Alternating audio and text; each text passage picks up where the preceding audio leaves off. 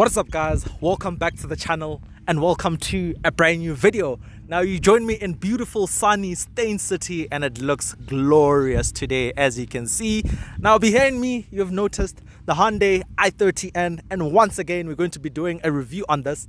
Reunited, and I just thought, why not? Let's do a review on it once again. Now, big thanks to the owner for providing me with this car. I've spent about a week with it, and yeah, as you can see, it's looking glorious in this beautiful end blue. Now, I also want to take a moment and thank you guys. Today is December 1st, and the year is literally ending. Thank you so much for all your support, for engaging with the videos, for being present, for reaching out to me, and for the love and the support. Without you guys, I wouldn't be here. Now, I really do hope you guys enjoyed this video.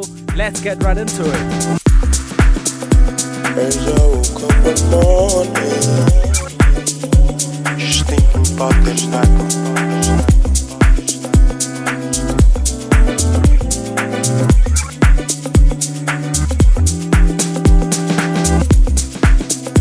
As I woke up one morning,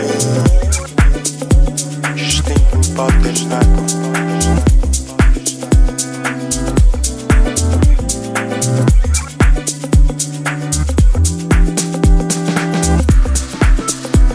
As I woke up one morning, just thinking about this night.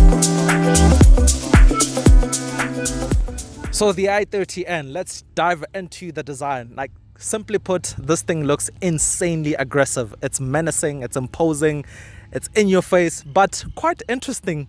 It doesn't have a lot of fussy lines, but somehow, someway, it still looks aggressive. Now, the front, you have this huge gaping grille with all these openings for the intakes, for the intercoolers, radiators, all that jazz. You have an N badge right there, and I love how the headlights curve around the body. They're also slim, and from a particular angle, sort of reminds me of Venom in a way. Don't know if you guys can see it, but that's what I picked upon. You also have these air curtains, so air flows and goes through there for aerodynamic efficiency, also aids in handling. Coming around to the side, I do love these rims. They look absolutely incredible in this titanium gray finish, which is also matte. They're quite cool. You have N red brake calipers, which, yeah, out there in your face. Disc brakes, which are massive. These look like, if I take a guess, around 380 millimeters, but I'll put the actual number on screen. That's just a guess. By the way, 235 section tires, Pirelli P0 rubber, 19-inch rims all round, which is quite insane. Now, the side, like I said, not a lot of fussy lines or aggressive lines, but somehow, someway, still looks cool. You get these gloss black mirror covers. There's a little N badge right there, which is, yeah, quite a neat touch. And the wing from this view, isn't that so cool? The way you can see the airflow areas and that cool shark fin antenna. That's so cool. I30N model designation, Hyundai on the left side, but I think it would have been cool to leave out the Hyundai and the I30 and just put the N badge. I think that would have been cool. As you can see, the wing from the back, integrated brake light, triangular brake light. I think that looks so cool. And also all these red decals. There's also one on the front. This is so cool. Rear diffuser, although it doesn't really have a function, still looks cool. Have these two massive twin pipes with all these cutouts inside, and it just looks so insane. Let's check out the interior.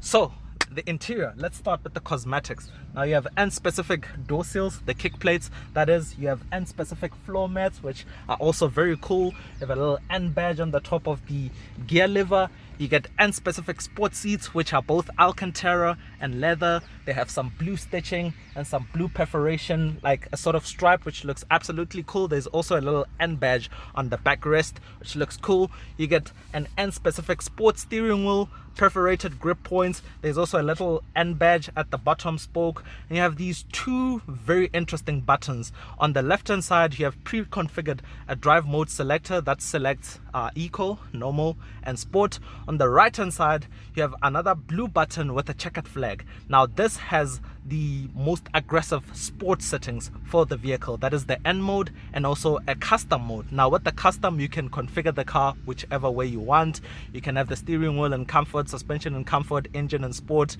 You get the idea, and so on. So next up, quality. How's the quality in the interior? Now the quality is actually quite good. Like everywhere you touch, there's soft touch materials, the top of the dashboard, but it's very analog and it doesn't look quite as stylish as, say, a VW Golf GTI with its digital interior, digital instrument clusters, and the very minimalistic interior with the mini gear selector. Now this is still very much old school, but on the upside, it's very user friendly because it's not touch capacitive buttons like you get in VW Audi group cars. So it's very easy to be specific, to find what you want, and so on. So that's where I'll leave it off with the quality. I think let's put it on for a bit.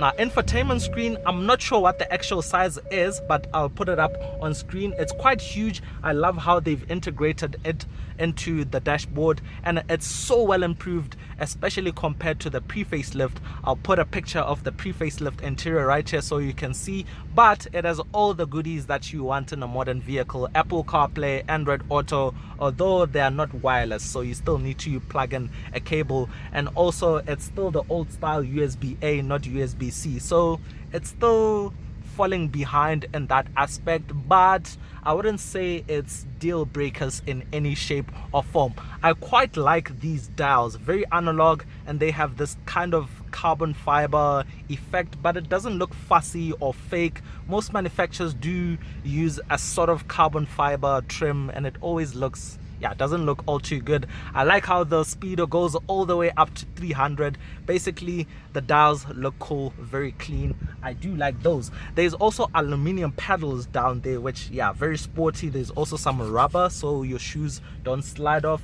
And overall, the interior is quite practical. You have the center armrest with a pocket underneath, which is quite cool. There's also some storage by the ports area, 12-volt port, the USB I spoke about. There's a couple of buttons in the center for the heated seats, heated steering wheel, traction button, basically all that jazz. I don't really want to dive into that. There's also this huge panoramic sunroof, which is, yeah, it's absolutely huge, especially compared to VW Audi group cars. And I think that's where I would leave it off with the interior. Quality is good enough. It's a bit very analog, still a bit old school, but not a deal breaker in any shape or form. Let's check out the room in the back. Ooh, there's also electric seats. So when you open the door, the seat automatically moves back, so it's easy for you to hop out. When you hop in and start the vehicle, it moves forward. Just thought I should point that out.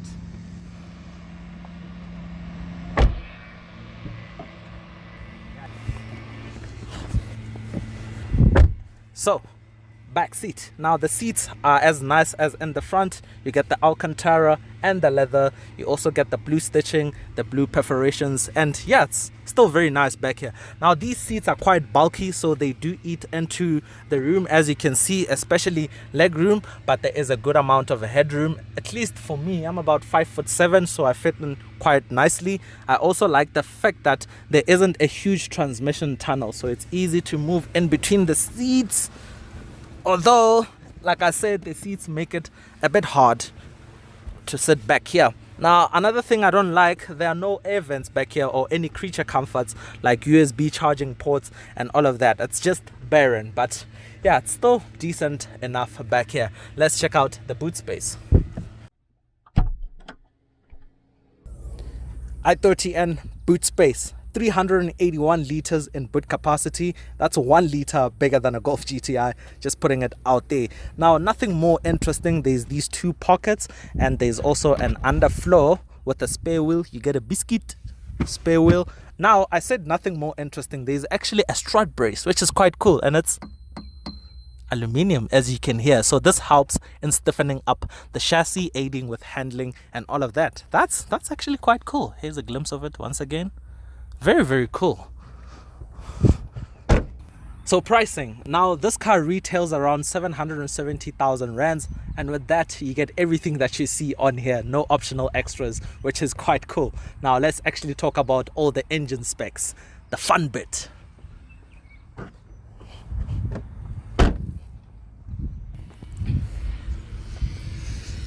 Okay, so the engine. Now this has a 2-liter turbo 4-cylinder running about 206 kilowatts, which is around 280 horsepower and 392 Newton meters of torque. Now this engine is mated to an 8-speed dual clutch transmission. It's also front wheel drive. So it's a very familiar setup basically, but it's really punchy, of which you'll experience when we start driving. With that being said, let's take a listen at the exhaust and then go for a drive.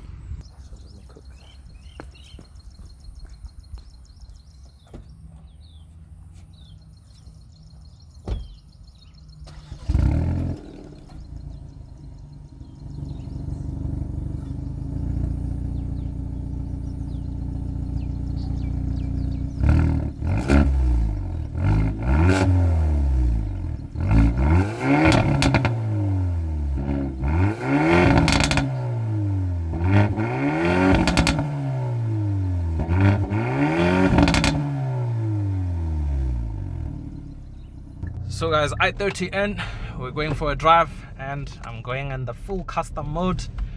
Configured everything in its hot setting. Oh, that exhaust is already burbling. Now the brakes on this car are so huge and they are so strong. Now on a performance car like this, you actually do need some proper brakes. Happy to report these are proper. Engage manual so we can play with the gears. Oh man, the sound on this thing is just so insane. We have a bit of a tunnel coming up. I hope I can time the shift.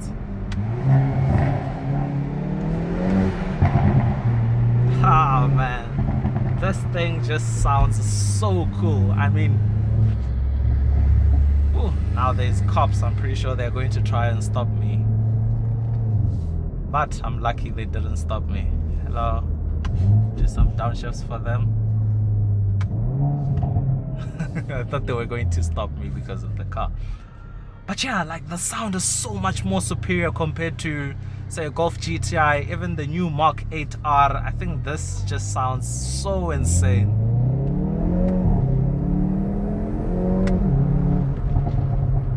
Now, one thing about the Golf GTI is it has this certain charm about it. The way it can be so subtle, so soft, so relaxing, you even forget the amount of performance you have at your disposal driving that car. I think that is what makes the GTI so appealing. And you can forget what it is. You can just blend in with other cars and traffic and you can be so relaxed. Now this is comfortable enough. I'm just gonna put it in the normal mode for this part of the video.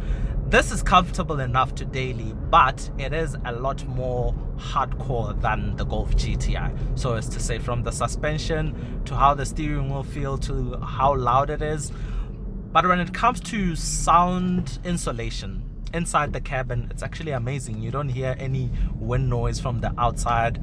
There is zero, literally zero rattles from the interior. So this car is quite well put together. I think it's only when you get to like a very harsh road, the suspension can be very harsh in that scenario or in that situation. And also tire noise can be very loud when you're driving on a very bad surface. So as to say, the steering wheel is also a lot heavier than what you get in the VW Audi group cars, but that's a good thing because it gives you a lot of feel. But it's soft enough in its normal mode. When you put it in the hardcore modes, it does harden up even more. So that's the daily aspect I'd say in terms of the I30N. So it's dailyable enough. It's not too rough. It's not unbearable. It's good enough. But just note, it's a lot more harsh than, say, a Golf GTI or even a Golf R, so as to say. But now that being said, back into N mode, traction or ESC in sport, and gearbox and manual. This road is so bumpy. Do an acceleration now. Oh man, the shifts are so aggressive as well. Like let me tell you guys, every single aspect of this car when it comes to handling, performance, feel, excitement, it's so much more superior than what you get in the VW Audi group cars. Put an S3, put even a Golf 8R against this. This is just a lot more fun. When you accelerate, it hops and skips. There's a bit of torque steer, but it's still manageable, it's still predictable, so as to say. Whoa. Driving behind an M5 competition right now. Oh man, I'm messing with fire right now, I know. But take it from me, the I30N, even when it comes to value for money, I mean, last time I checked, the Golf 8 GTI base price is around 760,000 rands. Now that is literally the retail of this car, and in that you still have plenty of optional extras. By the time you spec it up, the money will be, I don't know, somewhere around 750,000 rands. So this 770,000 rands, and it comes with everything that you see, all the sunroof, all the safety systems. So even when it comes to value, this car is offers a lot more value for money. It's so aggressive, the way you can just play with the gearbox and just you can just be a madman in this car. Even the way it looks when you're driving and this is in your rear view mirror, it's so intimidating, man. It is so intimidating.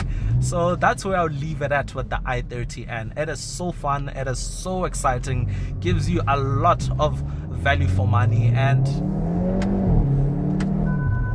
oh man, I'm just gonna drop the window for a bit.